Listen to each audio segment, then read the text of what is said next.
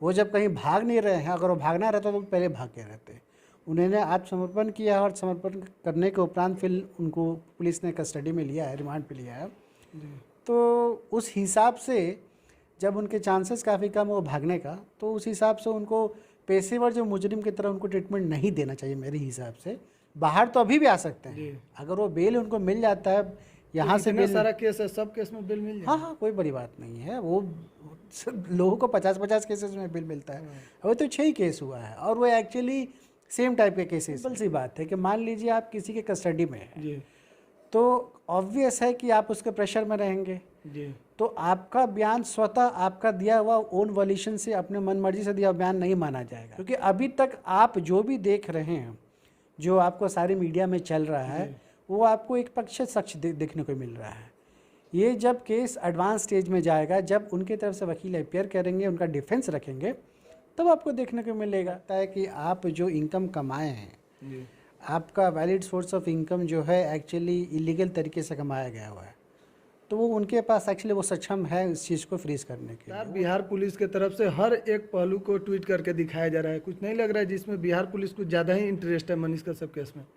नमस्कार, मेरा नाम हिमांशु है, आप बिहार एक सोच देख रहे हैं। देखिए, इन दिनों सोशल मीडिया पर लगातार मनीष कश्यप चर्चा का विषय बने हुए हैं और मामला तमिलनाडु के फर्जी वीडियो वायरल करने को लेकर है और उनके ऊपर कई तरह के मामले भी अब दर्ज हो गए हैं और इन दिनों मनीष कश्यप से लगातार अपराध इकाई द्वारा पूछताछ किया जा रहा है। इस पर बात करने के लिए हमारे साथ रवि रंजन जी हैं, जो कि हाई कोर्ट के वकील हैं। सर, सबसे पहले आपका स्वागत है। नमस्कार आपका।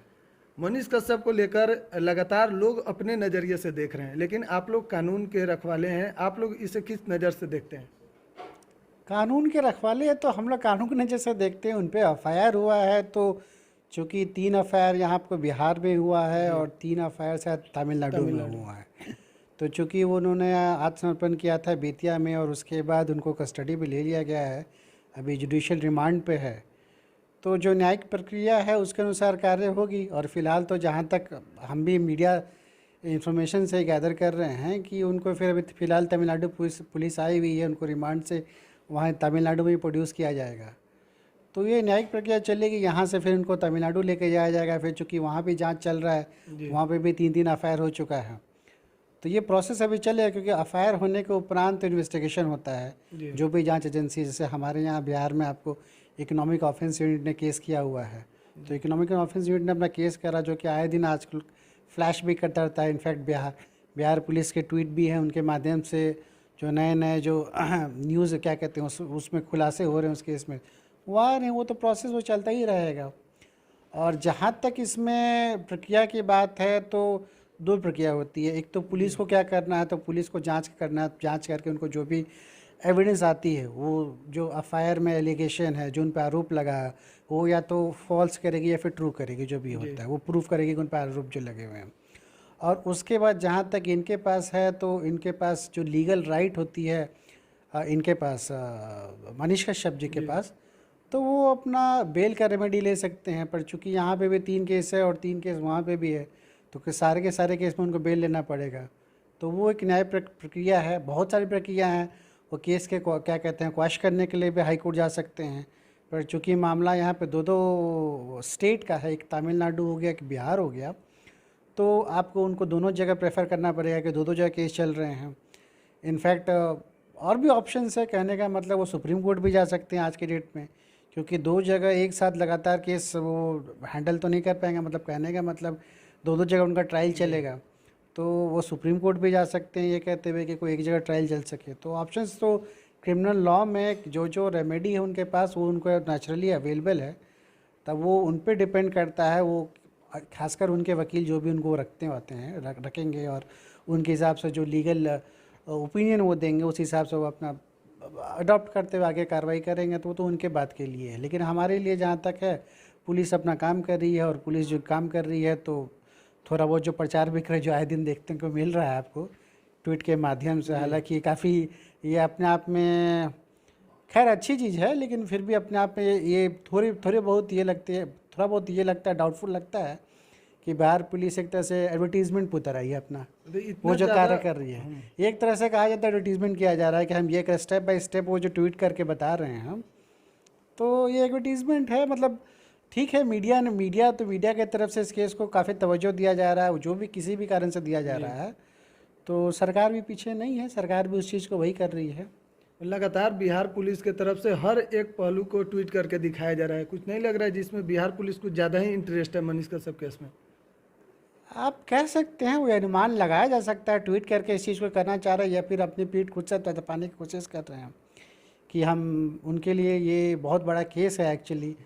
और कहा भी जा सकता है जब यहाँ 2 स्टेट इन्वॉल्व है एक्चुअली, बिहार स्टेट हो गया, तमिलनाडु हो गया, और एक तरह से समझ लीजिए जब बिहार के जो मज़दूरों की जो इशू था, अब उस राइट हो या रॉन्ग जो भी हो इनफैक्ट टाइप का, तो उसके वजह से 2 स्टेट इन्वॉल्व हो गया, तो एक स्टेट का इज्जत का बात आ जाता है।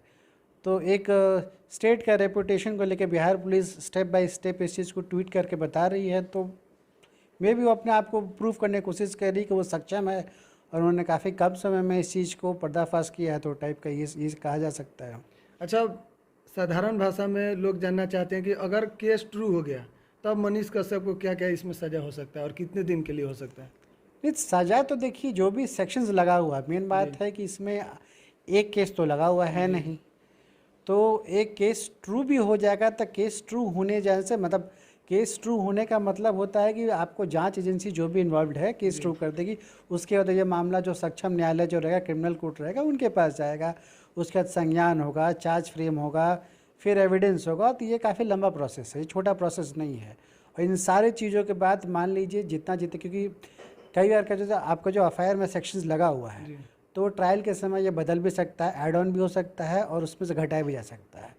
तो फाइनली जो सेक्शन जो चार्ज फ्रेम किया जाएगा उस समय, और वो सेक्शन जो प्रूव होता है आईपीसी की धारा या जो भी कोई दूसरे सेक्शंस जो उन पर लगाए गए होंगे वो प्रूव होता है, तो जो भी उस आईपी सेक्शन के जो रेलिवेंट धारा होंगे, जो भी प्रिस्क्राइब किया हुआ, तो ये कोर्ट को होता है। जैसे मान लीजिए आपको किसी भी आईपीसी किसी भी धारा मान लीजिए मैक्सिमम 7 साल का सजा है, मान लीजिए किसी भी ऑफेंस के लिए सज़ा 7 साल का है, तो कोर्ट के डिस्क्रिप्शन पे होता है, जब वो सुनवाई कर रही होती है बहुत से पहलुओं को देखती है और हिसाब से मान लीजिए फर्स्ट टाइम ऑफेंडर, पहले टाइम वो केस मतलब वो बंदा जो है क्या कहते हैं आपको केस क्राइम कमिट कर रहा है, या फिर बहुत सारे केस के जो सर्कमस्टांसेस है, तो या तो उसमें 1 साल भी दे सकती है, 2 साल भी, 4 साल और मैक्सिमम 7 साल भी दे सकती है।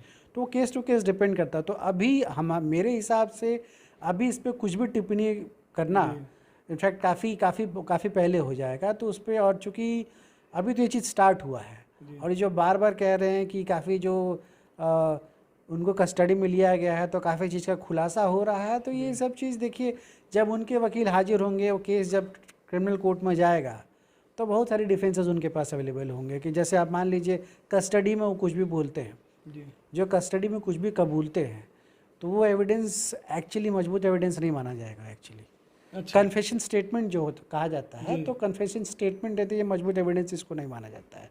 अगर हम ज़्यादा क्रिमिनल ट्रायल का हम यहाँ लोगों का ज्ञान नहीं देंगे, क्योंकि बेसिकली सिंपल लाइन बताना चाह रहे हैं कि मान लीजिए एक सिंपल सी बात है कि मान लीजिए आप किसी के कस्टडी में हैं, तो ऑब्वियस है कि आप उसके प्रेशर में रहेंगे, तो आपका बयान स्वतः आपका दिया हुआ ओन वॉल्यूशन से, अपने मन मर्जी से दिया बयान नहीं माना जाएगा। तो उस कन्फेशनल स्टेटमेंट का जो वैल्यू होता है वो थोड़ा कम होता है, काफ़ी कम होता है। तो ऐसा नहीं कि जो कहा जा रहा है वैसे, जब उनके तरफ से वकील हाजिर होंगे और वो अपना पक्ष रखेंगे तो काफ़ी नई चीज़ें आपको देखने को मिलेंगी टाइप का। क्योंकि अभी तक आप जो भी देख रहे हैं, जो आपको सारी मीडिया में चल रहा है, वो आपको एक पक्ष सच देखने को मिल रहा है। ये जब केस एडवांस स्टेज में जाएगा, जब उनके तरफ से वकील अपियर करेंगे, उनका डिफेंस रखेंगे, तब आपको देखने को मिलेगा।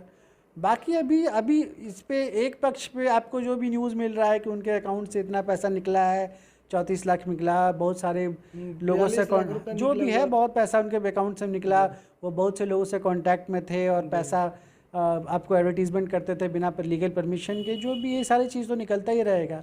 अब उनका ये तो एक पक्ष है, इनफैक्ट जांच अभी हो रही है, उनका पक्ष जब केस खुलेगा तब रखा जाएगा। तो अभी तो देखते रहिए क्या क्या हो रहा है।